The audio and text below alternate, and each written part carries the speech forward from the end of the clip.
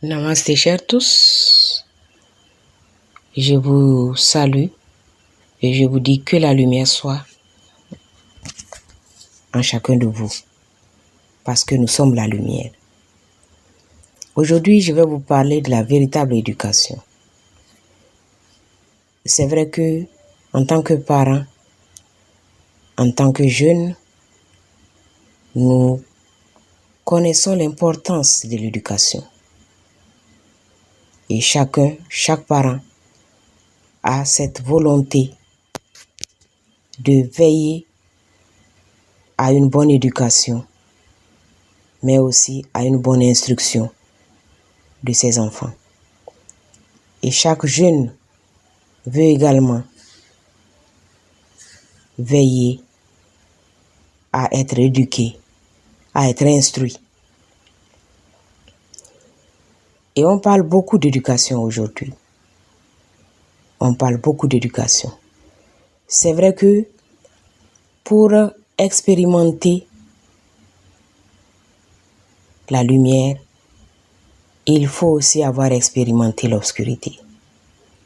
Parce que c'est l'obscurité qui donne à la lumière tout son éclat. Et donc, aujourd'hui, on parle beaucoup d'éducation. On parle beaucoup d'éducation. On parle beaucoup de l'éducation des jeunes, de l'éducation des enfants. Et aujourd'hui, c'est vrai que cette éducation sur laquelle on met l'accent, ou pour le parent, il faut que l'enfant ait les bonnes manières. Il faut que l'enfant ait des diplômes pour gagner sa vie. Cela reste pour le parent la finalité de l'éducation. Lorsque il est avec son enfant, il lui a transmis les croyances que ses parents lui-même lui ont inculquées. Lorsque son enfant est instruit et qu'il a des diplômes pour qu'il puisse avoir un bon travail et bien gagner sa vie, le parent estime que sa mission est accomplie. Et c'est vrai qu'en tant que parent, nous avons une responsabilité, non seulement envers le monde, envers la société, mais aussi envers l'univers pour ces enfants qui passent par des parents pour pouvoir faire leur expérience sur la terre.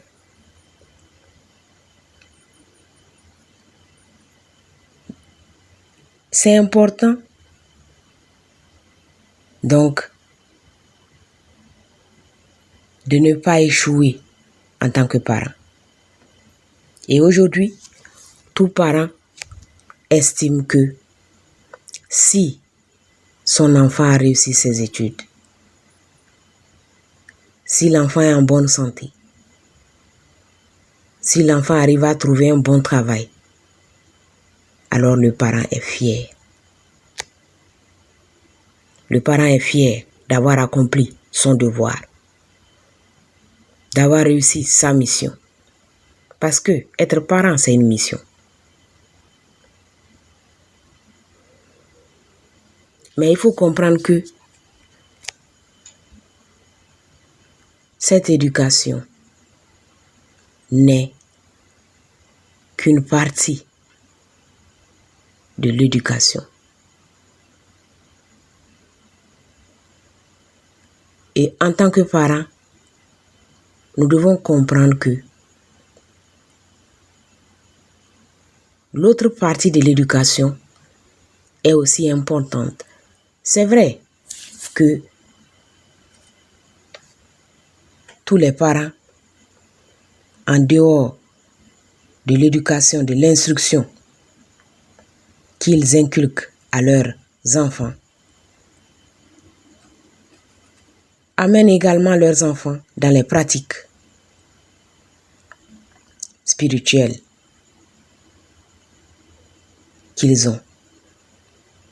Ça veut dire que le parent, il amène l'enfant. Peut-être s'il est dans telle religion, l'enfant le suit. Si c'est à l'église, si c'est à la mosquée, si c'est au temple.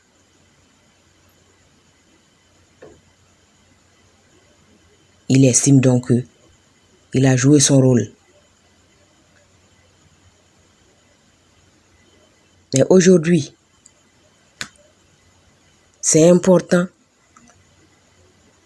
de montrer que, quelle que soit la pratique spirituelle que nous ajoutons à l'instruction de nos enfants, il faut vraiment chercher à voir qu'est-ce qui nous est donné comme éducation du côté spirituel. Parce que comme je l'ai dit, pour le parent, si l'enfant a réussi sa vie professionnelle, c'est le plus important. Même si on regarde aussi du côté de la vie spirituelle. Mais la vraie question, la véritable question, c'est que la véritable éducation doit amener chaque enfant à la découverte de sa vraie identité. Si l'enseignement spirituel vers lequel nous avons orienté notre enfant lui apprend à découvrir qui il est véritablement, pourquoi il est en vie, pourquoi il est dans le monde, qui il est véritablement, alors tant mieux. Parce que c'est ça le plus important. Parce que la véritable éducation, comme je l'ai dit, c'est celle de la vraie découverte de qui il est. Qui il est, pourquoi il est là. La véritable éducation, c'est celle de la culture de l'humanité. Il faut cultiver l'humanité en nos enfants. Et ça, c'est un travail que déjà, nous les parents, nous devons faire à la base avant même de confier nos enfants à qui que ce soit, dans quel domaine que ce soit. Il faut cultiver l'humanité. Il faut cultiver l'humanité chez nos enfants. Et cultiver l'humanité revient à cultiver l'amour.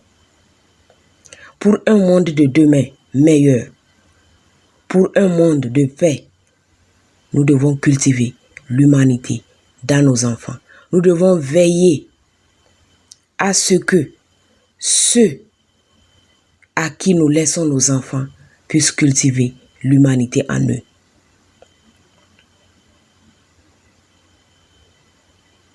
La véritable éducation, c'est celle de la culture des valeurs. Apprendre à nos enfants à aimer les autres. Apprendre aux enfants à mettre Dieu en toutes choses. Apprendre à nos enfants à cultiver la solidarité, la compassion, la justice, la charité. C'est ça la véritable éducation. Parce que si notre enfant a fait de brillantes études, a un grand travail, comme nous le disons, nous sommes fiers, certes, mais s'il n'a pas d'humanité, c'est que il y a problème. C'est que c'est une éducation déséquilibrée. Nous voulons un monde d'humanité, nous voulons un monde de justice, nous voulons un monde de charité, nous voulons un monde de solidarité, de compassion. Mais est-ce que nous cultivons l'humanité? Est-ce que ces humains que nous avons en face de nous, à qui nous demandons de construire un monde d'humanité, est-ce qu'ils ont reçu de l'humanité? Est-ce que cette humanité a été cultivée en eux?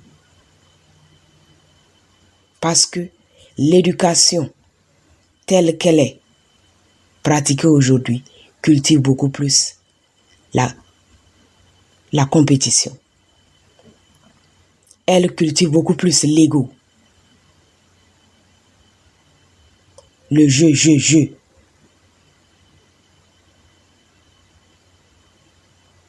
Ces valeurs-là, où on vous dit c'est le meilleur qui gagne. Ce sont ces valeurs-là que cette éducation cultive chez les enfants et les envoie donc à créer aussi un monde de compétition, un monde de lutte, un monde sans compassion. Lorsque l'éducation met l'accent sur l'humanité, sur l'unité de l'humanité, c'est clair que on aura un monde de compassion. Parce qu'on aura déjà inculqué à l'enfant le fait que nous sommes un, le fait que ce qui me touche, le touche. Et c'est normal que cet enfant, quand il sera adulte demain, où qu'il soit, quelle que soit la position qu'il occupe, veillera à ce qu'il y ait de la compassion, à ce qu'il y ait de la justice sociale, à ce que ce soit un monde de partage, pas un monde d'exploitation, pas un monde de manipulation. La véritable éducation nous aide à découvrir qui nous sommes. Ce n'est pas une éducation qui met l'accent sur l'extérieur, mais sur l'intérieur. C'est une éducation qui enseigne à l'enfant que c'est en lui qu'il doit développer ce qu'il veut manifester extérieurement. Parce que en lui, il a toutes les richesses et il peut les manifester extérieurement. Et pour cela, il n'a pas besoin d'être en compétition avec qui que ce soit parce qu'il est lui, il est unique et il peut manifester ce qu'il a en lui, qui sera unique aussi, mais qui va contribuer au bien-être de tous, parce que chacun a sa pierre à apporter. Et c'est cette éducation-là que nous devons déjà inculquer à nos enfants et veiller à ce qu'elle soit aussi inculquée à nos enfants à l'extérieur.